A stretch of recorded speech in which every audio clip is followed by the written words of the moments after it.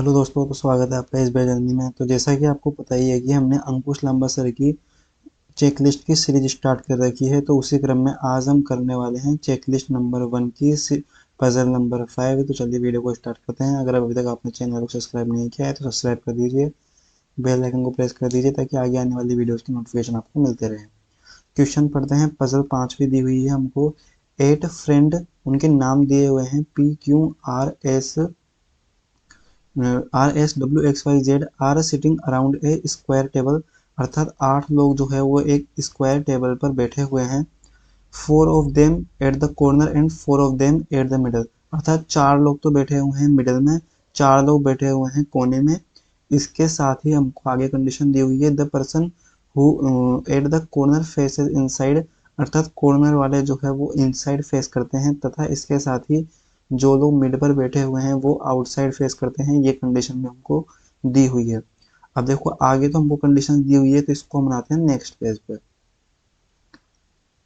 ठीक है, तो कंडीशन हमको दी हुई है कि कॉर्नर वाले जो है वो इनसाइड फेस करते हैं। तो यहाँ हम लिख लेते हैं कि कॉर्नर वाले जो है वो इनसाइड फेस करते हैं, और बाकी जो मिडिल वाले हैं वो आउटसाइड फेस करते हैं। और 8 लोग हैं, पर हम इसको स्क्वायर में ना बना करके इसको बनाएंगे थ्रेड मेथड में।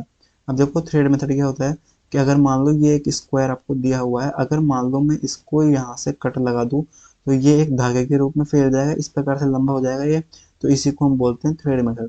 तो देखो इसको कैसे बनाएंगे। सबसे पहले मैं इसको थोड़ा सा ऊपर कर देता हूँ, क्योंकि ऊपर की कंडीशन तो हम पहले ही पढ़ चुके हैं इसलिए, ताकि थोड़ी जगह भी हो जाए। नहीं रुको, एक सेकंड बस। हाँ ठीक है, तो इसको पजल को बनाना स्टार्ट करते हैं।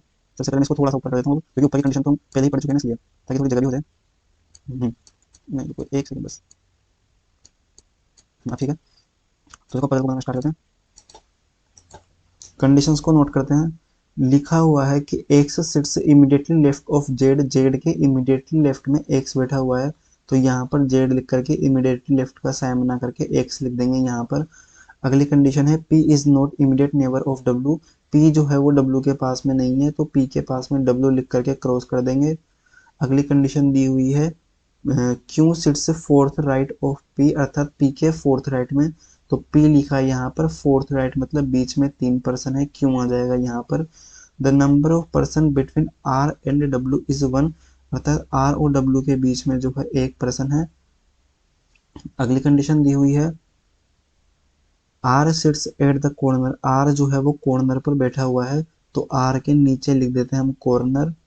And but not immediate neighbour of x. अर्थात आर जो है वो एक्स के पास में नहीं है, इसका मतलब आर जो है ना वो यहाँ पर नहीं होगा। S sits opposite to W, तो डब्ल्यू लिख करके यहाँ अपोजिट का साइन बना करके यहाँ लिख देंगे एस। ठीक है, अगली कंडीशन दी हुई है वाई के सेकंड टू लेफ्ट में जो है पी बैठा हुआ है, तो यहाँ लिखा हमने वाई, इसके सेकंड टू लेफ्ट में बैठा हुआ है P. Y who is neighbour of W. Y जो कि डब्ल्यू का नेबर है, तो वाई के पास में डिनोट कर देंगे डब्ल्यू को।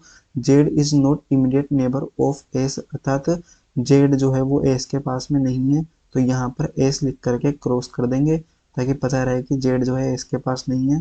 टोटल 8 लोग बैठे हुए थे, हमको बनाना है थ्रेड में। तो सबसे पहले तो एक थ्रेड की तरह सीधी लाइन खींचेंगे। यहाँ पर 8 लोग बनाएंगे, 1 2 3 4 5 6 7 और ये 8।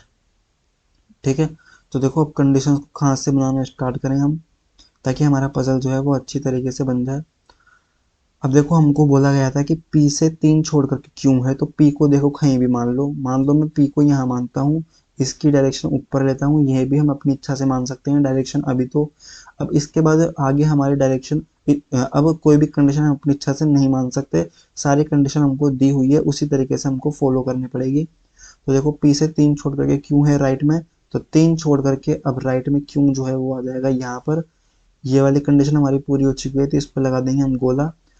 अगली कंडीशन हमको दी हुई है। अब देखो पी की डायरेक्शन अगर ऊपर है, तो ऑब्वियसली सी बात है इनके इमीडिएट नेबर की डायरेक्शन जो है नीचे होगी, क्योंकि हमको बोला गया था कि कॉर्नर वाले जो है वो तो देखते हैं इनसाइड और मिडिल वाले आउटसाइड देखते हैं। इसका मतलब जो एडजेसेंट वालों की डायरेक्शन जो है ना वो डिफरेंट डिफरेंट होने वाली है। अब हमको बोला गया था कि y के लेफ्ट में एक छोड़ करके p होना चाहिए। इसका मतलब जो है, अब देखो सबसे पहले तो P से एक छोड़ करके जगह देखो आप, एक तो ये वाली जगह है, एक ये वाली जगह है। अगर मैं y को यहाँ पर लिख देता हूँ तो y के लेफ्ट में तो q है वैसे भी, तो p तो आ ही नहीं सकता। इसका साफ साफ मतलब है कि y जो है वो आएगा यहाँ पर। अब y के एडजेसेंट में जो है w आना चाहिए, इसका मतलब w जो है वो यहाँ भी आ सकता है, w जो है वो यहाँ भी आ सकता है। पर हमको मना किया हुआ था कि p जो है वो w के पास में नहीं है। इसका साफ साफ मतलब है कि w के लिए केवल सिंगल पॉसिबिलिटी है ये वाली, यहाँ w नहीं आ सकता। ये वाली कंडीशन भी हम कर चुके हैं। अगली कंडीशन है आर से एक छोड़ करके डब्लू। ठीक है, अब डब्लू जब यहाँ पर आ चुका है तो इसका क्या मतलब हुआ कि आर जो है वो यहाँ भी आ सकता है, आर जो है वो यहाँ भी आ सकता है, क्योंकि आर से एक छोड़ करके डब्लू दोनों जगह है। पर हमको बोला था कि आर जो है ना वो एक्स के पास में नहीं आना चाहिए, तो अभी तक तो वैसे भी एक्स के लिए कोई जगह हमारे पास है नहीं। अगली कंडीशन दी हुई है कि W के अपोजिट में S है, तो जब भी 8 लोगों का अरेंजमेंट होता है और कभी भी अपोजिट बोले तो उनके बीच में हमेशा 3% होते हैं। इसका मतलब यहाँ W और S के बीच में 3% होने चाहिए। तो देखो W से 3 छोड़ करके S आ जाएगा यहाँ पर। अगर आप W से 3 छोड़ करके S इधर देखोगे तब भी S की X केवल इसी जगह आ सकता है और S के लिए कोई भी जगह नहीं बचेगी। तो देखो ये वाली कंडीशन जो हम पूरी कर चुके हैं। जेड के जस्ट लेफ्ट में एक्स होना चाहिए, तो जेड और एक्स दोनों एडजेसेंट में आए, उसके लिए केवल और केवल सिंगल पॉसिबिलिटी है कि जेड को हम यहाँ रखें, एक्स को हम यहाँ रखें, ताकि जेड के जस्ट लेफ्ट में एक्स आ भी गया, तब आर के लिए सिंगल पॉसिबिलिटी होगी ये वाली। तो देखो ये वाली कंडीशन भी हो गई है, ये वाली कंडीशन भी हो गई है। ठीक है, जेड के पास में एस नहीं होना चाहिए। अब देखो यहाँ पर जेड के पास में ही एस हो गया है, इसका मतलब हमारी कंडीशन जो है अब गलत हो गई है। तो देखो कंडीशन कहाँ गलत हुई। हमको यहाँ बोला था कि जेड के जस्ट लेफ्ट में एक्स होना चाहिए, हमने जेड को यहाँ रखा और एक्स को यहाँ रखा, तब बिल्कुल ठीक बात है। पर अगर हमारी कंडीशन कॉन्ट्रडिक्ट कर दी है कि अगर जेड जो है वो एक्स के पास में नहीं होना चाहिए, तो देखो इसको हम किस प्रकार से और रख सकते हैं। यहाँ से जेड को हटाया और यहाँ से एक्स को हटाया। ठीक है, इसको भी अभी मैं इरेज कर देता हूँ अब यहाँ से। एक सेकंड, ये देखो, अगर मान लो मैं जेड को यहाँ रख देता हूँ और एक्स को यहाँ रख देता हूँ, तब भी तो देखो जेड के इमीडिएट लेफ्ट में एक्स है।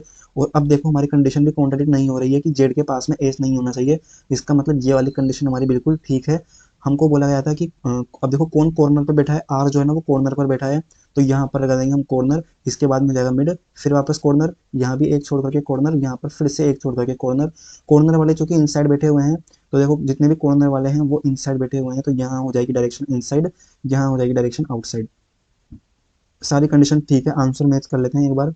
Q Z X S P, देखो Q Z X S P R Y W. R Y W corner पर कौन बैठा हुआ है, आर और एस जो है वो कॉर्नर पर बैठे हुए हैं, तो देखो आर और एस जो है कॉर्नर पर बैठे हुए हैं, इसका मतलब हमारी पजल बिल्कुल ठीक है।